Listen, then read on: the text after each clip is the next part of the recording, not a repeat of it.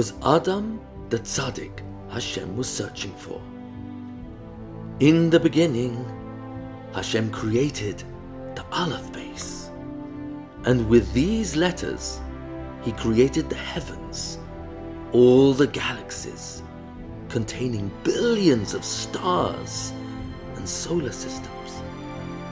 But did Hashem create all these trillions of galaxies and stars and planets just for themselves to exist?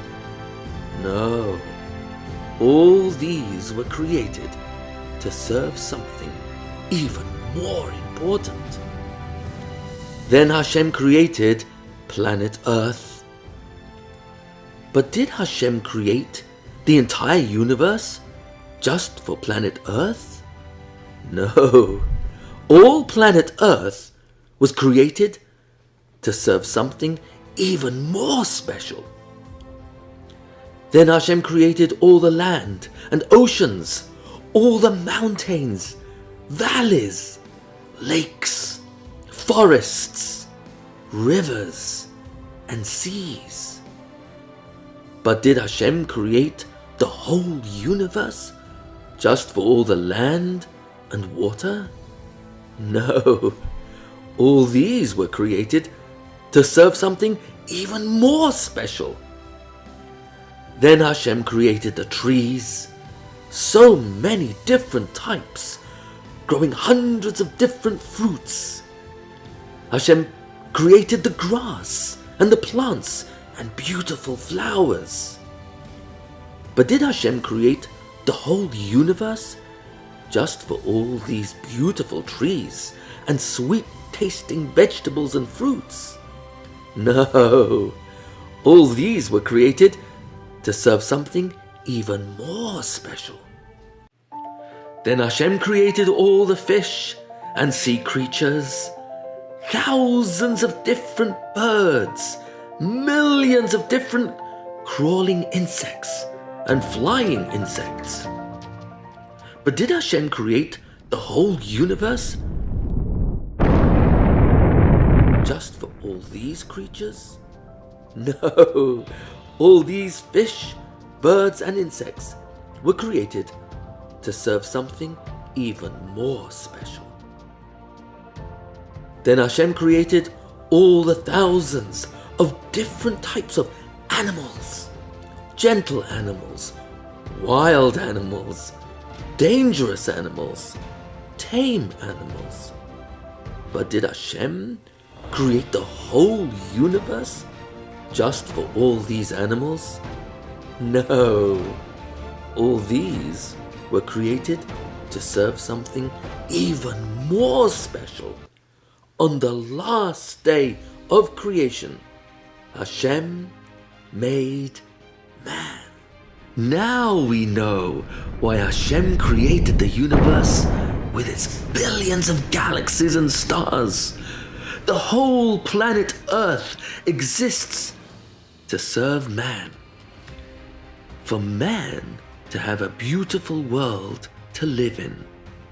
Now we know why Hashem created all the landforms, the continents, the oceans, the rivers, the mountains, the deserts, the forests, the valleys, the canyons, all to serve man, so he would have all that he needs to live. Wood from the trees, rock from the mountains, iron from the ground, all to make man's life better. Hashem created the trees and plants for man to eat their fruits and vegetables so man can live. Now we know why Hashem made all the fish, birds, insects and animals to serve Hashem, for man to hunt and use for food and clothes. Everything in the entire universe was created to serve man. But what was man created for? What was he created to serve? Why was man created? To serve himself? To live for himself? To feed himself? To see how much he can eat while he lives? To see how big he can build a house for himself? To see how fast he can run? How high he can jump? How many places he can visit? How much better he can be than someone else? Animals can run faster than men. Animals can eat more, jump higher. Animals can feed themselves. Hashem could not have made man special in any of those ways because animals are better than him at all of those things. So why did Hashem create man?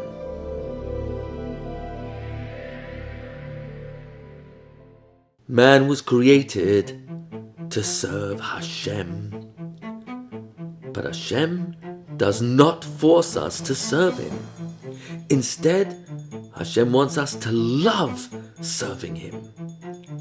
So Hashem tests us to see if we will do the right thing or do the wrong thing.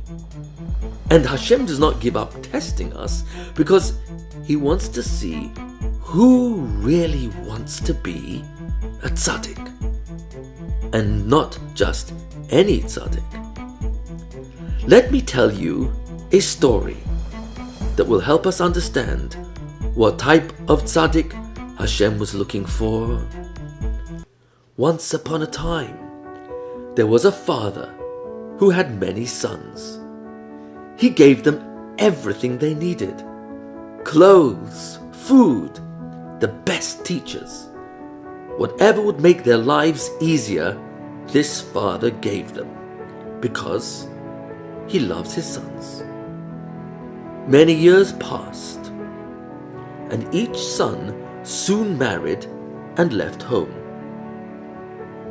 Each one went to work to make money to pay for the needs of their family and be able to help their children. The sons did not forget their father. They would call him every day to ask how he is and see if there was anything they could do for him. After all, he had given them so much. They owed him everything for giving them life and looking after them when they were growing up.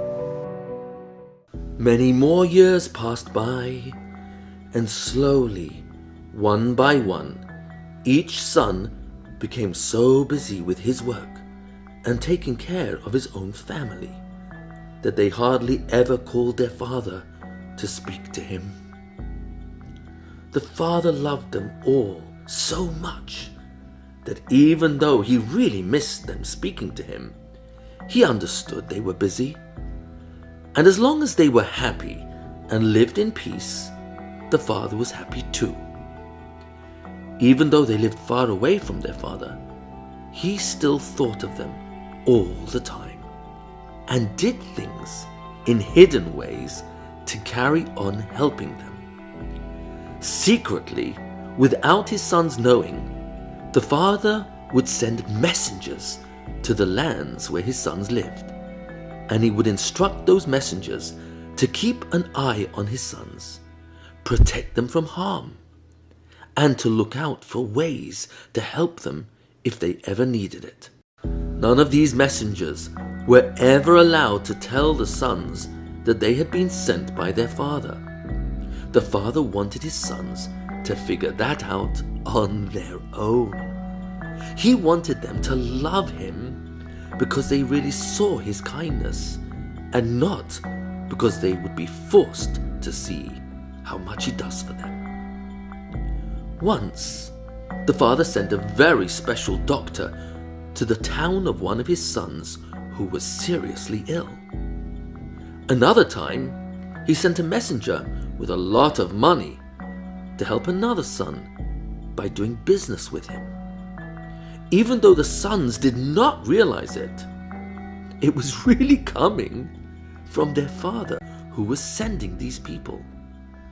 The father was still happy because the sons were good to each other. That was not always the case. Sometimes the brothers argued. Sometimes the argument was about money or jealousy because one brother had more money to buy nicer things for his family than the other brothers, or had a bigger house or more land. Sometimes the arguments became so bad that one brother refused to talk to the other. This hurt the father much, much more than anything else. It bothered him more than them not calling him. But there was one brother who was most bothered by these arguments. It upset him so much, he spent a lot of his own time and even his money to make shalom, to make peace between the other brothers. Sometimes he would spend hours and even days and nights talking to one brother to convince him not to argue, not to fight. Sometimes this brother saw another brother who was not making enough money to pay for food and clothes. Can you guess what he did? That's right. This brother would lend his money to the poor brother, or he would go out collecting from the other brothers so they could all help the poor brother. One time, this helping brother did not even have enough of his own money, but still, he went out and borrowed money to help pay for his poor brother who needed money to pay for a wedding of his daughter. This brother really did everything he could to bring shalom, peace to the other brothers. But there was something else he did that was also very, very special. You see, he could not help noticing that there were times when the brothers needed something, and then just the right type of person would show up and help out. Could it be these people were really messengers from their father? This brother began to look into this. He explored and investigated. He would do some detective work and check very closely. And sure enough, he realized all these people were really messengers from their father.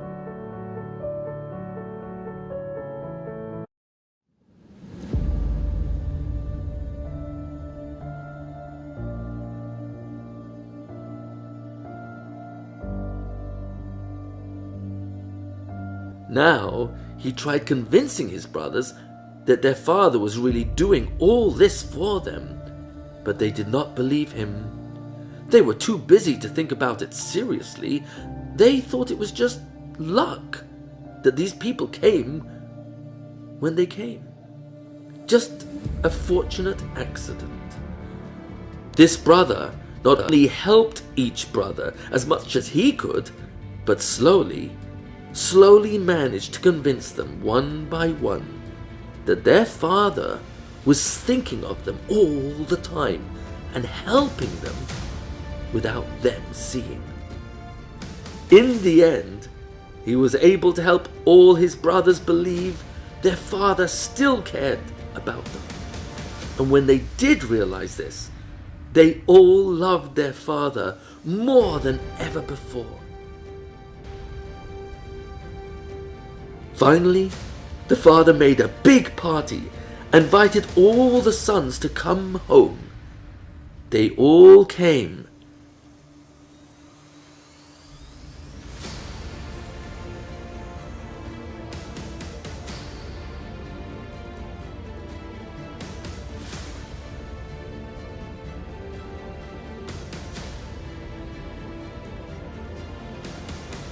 And never wanted to be far from him ever again, because now they realized just how much their father loved and cared for them all along.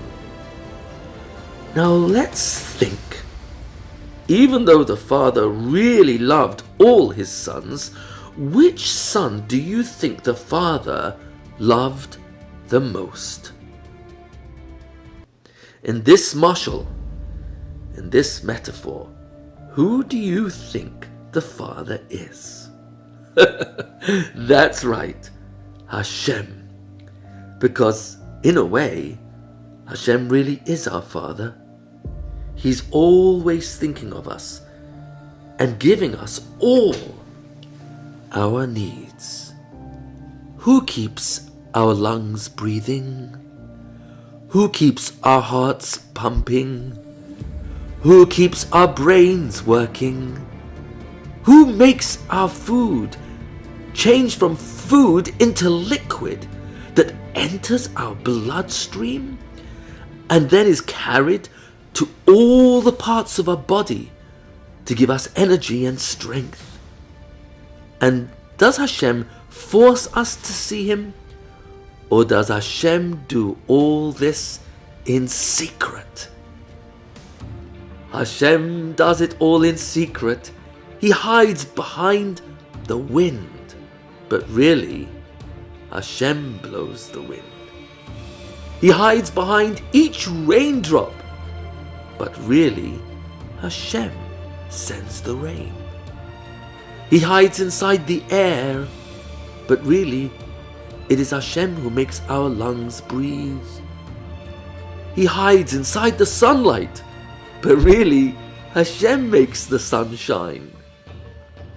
He hides behind gravity, but really, gravity is the invisible hand of Hashem. Why doesn't Hashem show Himself? And then we would all love Him all the time. Because Hashem wants us to love Him by ourselves without being forced to see His millions of kindnesses every moment.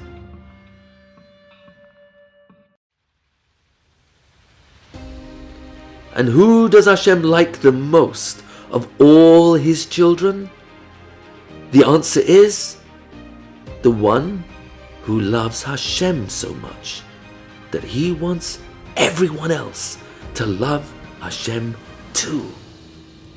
Hashem is looking for a tzaddik that loves Hashem and all the beautiful world He created.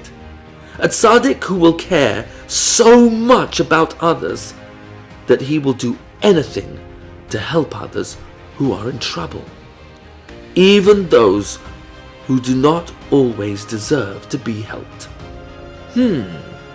Let's travel through history and find out who will be the tzaddik Hashem created the universe for. Let's start with Adam Harishon, the first man.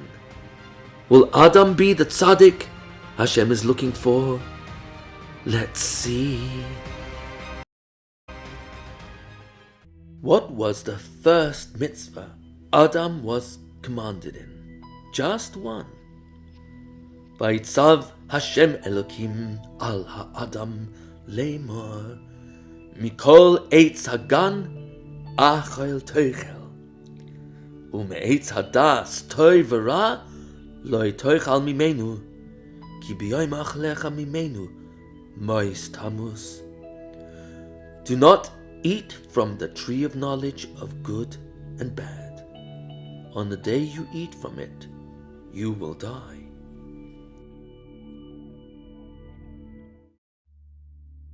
Actually, the very same hour Hashem created Adam, Hashem took Adam and gave him a tour of every tree in Gan Eden and said to Adam, Re'ei ma'asai, come Adam, look at the beauty of everything I have made. Kama na'im u'meshubachim hen, how beautiful and praiseworthy they all are. V'kol ma shabarati, and all that I have created, bishvilcha barati, I created for you. Ten dascha, shelo tikalkel v'tachariv es oilami. Think about this seriously, Adam. If I made this all just for you, do not harm or destroy my world. You see, Adam, even though I created all of this for you, it is not really yours. It is my world. It all belongs to me. Do not destroy it by doing the wrong thing. Adam, if you use this world to serve me, then everything in this world becomes Kaddish, special, and I will make the world help you to serve me. But if you do not use this world to serve me, your neshama, the soul I breathed in you, will suffer, and you will ruin this beautiful world I have given you. Did Adam listen to Hashem? As soon as he ate the fruit of this tree, the Yetzer Hara entered him. Now the desire to do the wrong things came from inside of him. Actually, Adam was so perfect, he had no desire to eat this fruit. Even after Chava ate and gave it to him to eat, he had no Yetzer Hara to eat it. So why did he? What do you think is greater? Someone who is a Tzadik and never does anything wrong, or someone who does an Aveira and then does Teshuvah and is called a Baal Teshuvah? Hashem says the Baal Teshuvah is greater because he tasted an Aveira and knows what it is, but has done Teshuvah and refuses to do the Aveira ever again. Adam wanted to eat from the tree, so he would then do Teshuvah and be even closer to Hashem than before. Adam heard Hashem's voice going through the garden, and he quickly hid. But what did Hashem really want Adam to do? Hashem really wanted Adam to be honest, stand in front of Hashem, and admit his mistake. But Adam was too busy thinking of ways to hide himself.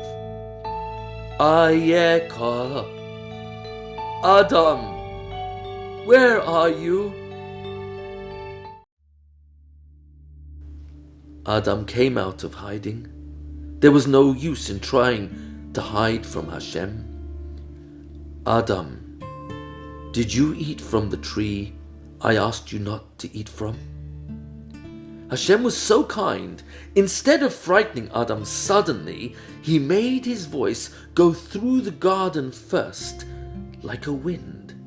And even after Adam came out of hiding, Hashem did not accuse Adam straight away. Instead, he asked Adam if he had eaten from the tree. What answer was Hashem looking for? Hashem wanted Adam to tell the truth, apologize, and ask forgiveness. But what did Adam answer? It's not my fault I ate from the tree. Adam then lifted his arm and pointed his finger at Chava, his wife. Vayomer Adam, Ha'isha asher natata imadi, hi natna li min ha'etz va'ochel. That woman you gave as a gift to stand by me, she gave me the fruit. This really upset Hashem, because instead of being honest and admitting his mistake, Adam now did 2 more Averas, 2 more mistakes. He blamed his wife, and he's also blaming Hashem for giving him Chava.